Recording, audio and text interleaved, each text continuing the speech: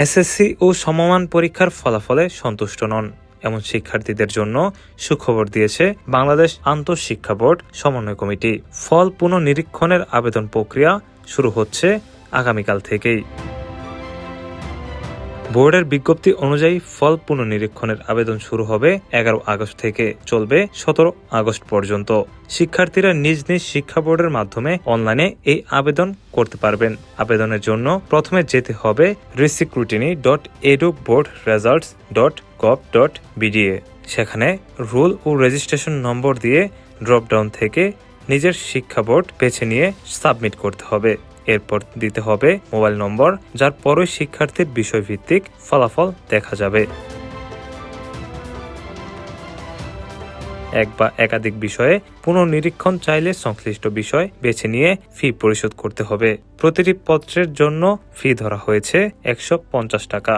যেসব বিষয়ে দুটি পত্র রয়েছে সেক্ষেত্রে উভয় পত্রের জন্যই আলাদাভাবে আবেদন করতে হবে। বিকাশ, নগদ কিংবা সোনালী সেবার মাধ্যমেই সহজে মেটানো যাবে এই ফি। ফি পরিশোধের পর আবার আবেদন পোর্টালে ফিরে এসে জমা দিন বাটনে ক্লিক করলেই আবেদন সম্পূর্ণ হবে।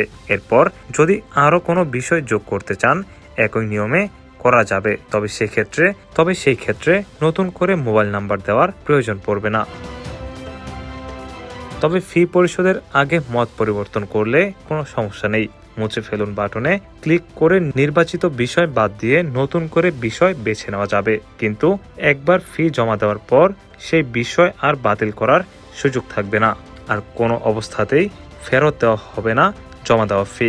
উল্লেখযোগ্য বিষয় হলো ম্যানুয়াল কোনো আবেদনও গ্রহণ করবে না বোর্ড। পুরো প্রক্রিয়ায় সারতে হবে অনলাইনে।